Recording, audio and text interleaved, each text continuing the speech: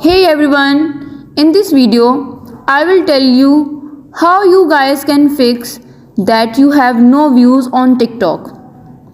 So, if you like this video, give a thumbs up. It will help me to grow on this platform. Let's start. Open your TikTok account, then go to your profile. Then there are three buttons on the top. Click on it. Then go to settings and privacy. Now scroll down and report a problem. Scroll down and submit a report.